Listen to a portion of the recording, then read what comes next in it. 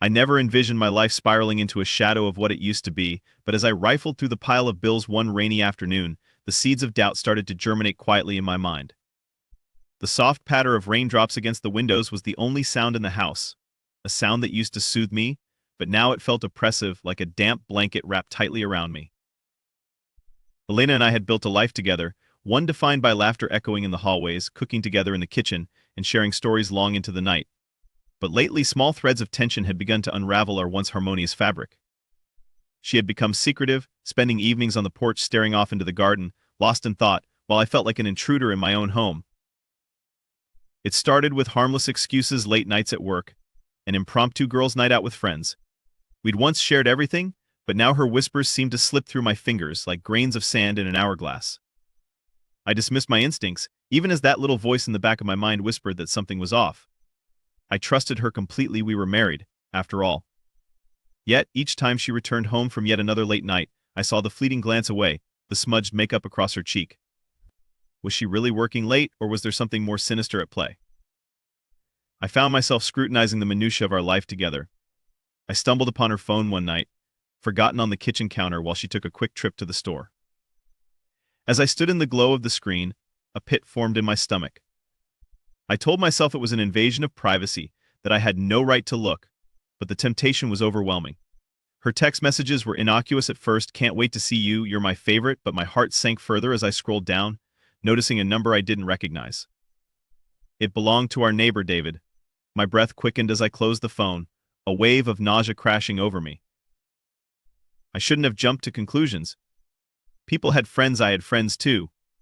David was friendly, charming, even helped us fix the fence when it fell 2 months earlier. Still, there was something unsettling about their sudden closeness. When I confronted Elena next, I noticed her tension. The little things: a stiff posture, the way she avoided my gaze as her eyes searched for an escape. "Work is crazy," she'd said, a familiar excuse spewing from her lips. I wanted to believe her, but it only ignited the fire of doubt within me. What if this wasn't just a fleeting moment of infidelity? What if she was foolishly in love with him? Days turned into a week filled with endless unease. I took to watching them from a distance. My heart raged at the sight of Elena leaning casually against the fence, laughing at something David had said. I felt like a ghost, a phantom lurking in the shadows of my own life, desperate to see what I wasn't supposed to. Her laughter twisted like a dagger inside me. It no longer belonged to me. Those moments that had once filled our home with warmth now served as reminders of an imminent betrayal. The breaking point came one Saturday afternoon when I finally decided enough was enough. I feigned an interest in gardening and stepped outside, my heart pounding at the thought of facing them. But instead of falling apart and breaking down, a strange resolve gathered within me. If they wanted to play games, I would play too. As I stood by the rose bushes, I caught a snatch of their conversation through the fabric of the fence. "I wish we could be more open," Elena said, her voice low, hesitant. The element of nervousness unnerved me further. "Soon, we can't risk it yet," David replied. "I want to wait until, well. I felt something snap inside me, an agonizing mix of disbelief and fury. The pieces fell together, and I was no longer the vulnerable husband but a man scorned. I stepped back into the shadows, feelings of betrayal intensifying. I hadn't just been led on, I had been betrayed in my own home. My jaw clenched as the gravity of their affair sunk in deeper than any wound I had ever felt. With raw determination, my thoughts sharpened, a plan began to form. I could gather proof, confront them, watch them squirm, and then expose their lies. All it would take was a little cunning, a little patience. I had to take back control. As for the love I once cherished, it would evaporate into the nothingness that their betrayal deserved. With every heartbeat drumming against my chest, I prepared to step further into the darkness, ready to reclaim everything they had already stolen from me. The sun hung low in the sky, casting a golden hue that belied the storm brewing inside me. I had tidied up the house, ensuring the space was deceptively warm and inviting, masking the tempest of rage and betrayal that lurked just beneath the surface. The plans I had woven over the past several days felt tight and ready. I was a coiled spring, prepared to unleash my vengeance. Elena would be home soon, and I knew she'd expect the calm, caring husband who would greet her with a kiss and ask about her day.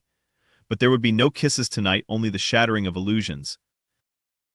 I donned a facade of casualness, strolling into the kitchen as I heard the gentle jingle of keys in the lock. As she stepped through the door, that familiar twinkle in her eyes shattered the moment she locked eyes with me. I stood there, arms crossed, my expression grave. Hey, you're home early, she said, trying to step into the room with her usual lightheartedness, only to pause at the tension hanging in the air. Surprise, I replied, my voice colder than the autumn wind outside. Sit down, Elena. We need to talk. Her demeanor shifted, the nervousness now evident in her movements as she perched on the edge of a chair, clearly weighing her options. What's going on? I know about you and David, I said, my heart hammering in my chest, adrenaline surging through me like a wildfire. I saw the texts. The way you laughed and leaned against the fence. You didn't think I'd notice. A flicker of fear crossed her face, and for a second she looked as though she might argue or deny it. But the truth hung in the air too heavily for her to dismiss. It's not what you think, she protested, her voice trembling slightly. Not what I think, I shot back, my voice rising in a mix of pain and anger. You've been sneaking around behind my back, and you think I'm just supposed to accept that? After everything we've built. I didn't mean for it to happen. I just got close to him. We were emotional. You've been so busy with work lately, she stumbled over her words, turning the blame toward me. Busy, my voice broke with incredulity. These are not emotional affairs, Elena. This is a conscious choice to betray me. To betray our family. It felt like a dam had burst inside me, and I was drowning in betrayal. David was just a friend. It didn't mean anything. I swear the hot tears brimmed in her eyes, a mix of panic and desperation, but I was past caring. The tears she shed were for her own regret, not for the wound she had inflicted upon us. No, I snapped, cutting her off. That's what cheaters always say as their last line of defense. You think you can just cry your way out of this? You have no idea how shattered I feel right now. No idea. As she opened her mouth to respond, the front door swung wide. David strode in uninvited, his confidence palpable. He shot me a smug grin, a wolf who thought he'd outsmarted the sheep. The audacity made my blood boil. Hey, Elena. Ready for our? He paused, confusion flickering over his face as he took in the scene. What's going on? I stepped closer, the heat of rage radiating from me in waves. You think you can play with other people's lives and just walk away untouched? I know what you've been doing with my wife, and now you've walked right into my house. Elena? What's he talking about? David's voice was unsteady as uncertainty clouded his features. Without waiting for her to answer, I pulled out my phone, the screen glimmering with proof, the text messages, the pictures I had quietly collected, evidence scrawled across the digital landscape, the intimacy of their betrayal laid bare. Let's not play games, I said, thrusting my phone toward him. You think you can sneak around? But I caught you. You are a pathetic coward, hiding behind my wife's back. Now she knows the truth, all of it. Elena gasped, her furious expression shifting to one of horror as she read the incriminating messages projected on the screen. It's not like that. We were just, David stammered, his bravado crumbling, but I wasn't going to let him worm his way into excuses. You're nothing but a home wrecker. You will live with this stain. You'll never be able to look at us again. I turned to Elena, her shock tearing through me like hot knives. And you, what kind of life did you think you could build on layers of deceit? Is this what you want? To end up like this? The tension thickened in the room, and I could see the realization dawn on her face. I had unveiled the truth, stripped away her denials. The tears fell freely, not for me but for the life she had shattered. She opened her mouth a few times, searching for words, but it was too late. Do you have any idea what I'm capable of? I pressed, my voice low and dangerous. I want you both out of my life. I will expose your affair without hesitation, friends, family, everyone. You both think this is just a passing fling? No, it's going to haunt you for the rest of your lives. Your deception will be laid bare. As the weight of my words settled, I felt a surge of power, an exhilaration coursing through my veins. I was reclaiming my life, regaining the respect that they had tried to strip away. Just then, the doorbell rang, slicing through the silence. I turned, pulse racing with a mixture of dread and anticipation. Who else had I invited? Before I reached the door, but I already knew who it was, the lawyer I'd contacted just 2 days prior, ready to discuss our assets, our division. I turned back to them, a smug satisfaction creeping into my voice. I don't think you fully understood what you've done. Soon I'll make sure the world knows, and I will finally take everything you both hid behind my back. The stakes had gone up, the battlefield set. And now, I was the one in control. But little did I know, this was just the beginning. The storm clouds had settled, and as I stood in the living room, watching Elena and David exchange wary glances, I felt an unexpected calm wash over me. I had taken control of the situation, and for the first time since the betrayal unraveled, I could breathe. Elena's tears traced silent paths down her cheeks as she finally confronted the reality of her actions. David, once so smug, now cast pitiful furtive glances my way, uncertain and exposed. A palpable weight filled the room, a combination of regret, shame, and the undeniable truth that their lives were about to change forever. The lawyer arrived shortly thereafter, a shrewd woman named Grace, who walked in with an air of confidence that filled the room. Adam, let's discuss how we'll proceed with the divorce, she said, glancing at Elena and David, who were mere shadows of their former selves. But first, I'd like to ask both of you to leave the room. The tension thickened as they shifted their bodies away from me, first relieved that I had someone else on my side, then fear settling back into their eyes. I watched numbly as they exited, leaving me with Grace, who promptly laid out a timeline of our properties, finances, and everything I could claim. The plans unspooled, and with each word, I reclaimed what was rightfully mine. Not only will you maintain the house, but your shares in the joint accounts will guarantee your independence, Grace concluded, flipping through the papers, and will ensure their names are scrubbed from anything that ties them to your assets. I felt emboldened by the prospect of a new life. I didn't want their pity, nor would I allow myself to wallow in their misfortune. Elena had chosen her path, and now she would have to figure out how to navigate the consequences of her choices. I closed my eyes for a fleeting moment and envisioned my children's laughter filling our home once again, untainted by the shadows of betrayal. I imagined walking into the kitchen and preparing meals, hosting dinners with friends' smiles and warmth, rather than whispers of wrongdoing. I felt a sense of power surge through me, ignited by the clarity that stemmed from knowing I deserved better. Days passed, and I watched as the truth of Elena's infidelity slowly seeped into our community. I made no announcements I didn't have to. My social media posts served as the catalyst, dispersing the secrets among friends and families alike.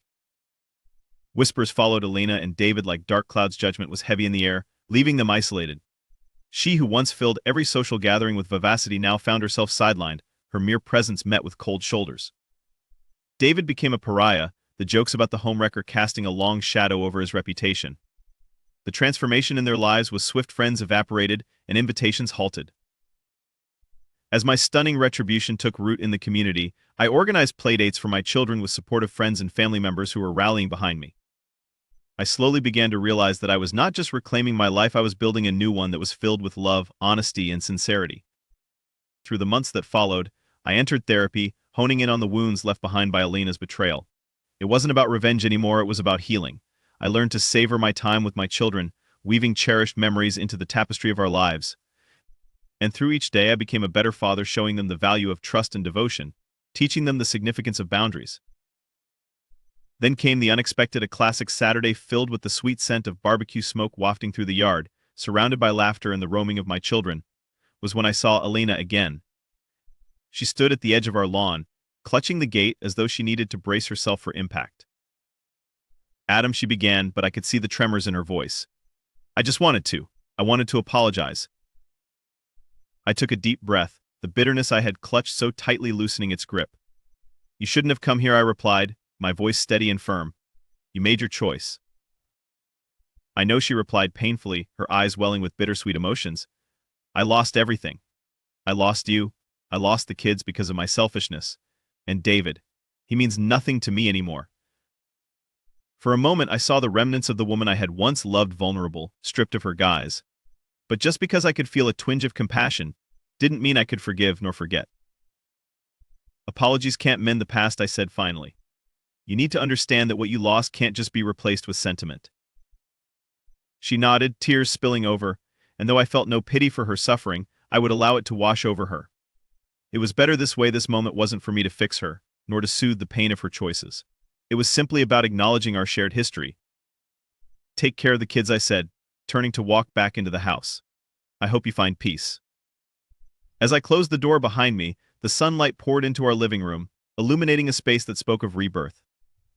The echo of children's laughter greeted me, a reminder that love could still thrive in tumultuous chaos. I would no longer dwell in bitterness and revenge. They had lost their chance, I had begun to reclaim mine.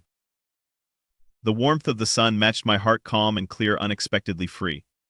I had exposed their betrayal, taken back what was mine, and walked away not just with the pieces of my life, but with a renewed spirit, filled with hope for all that was yet to come.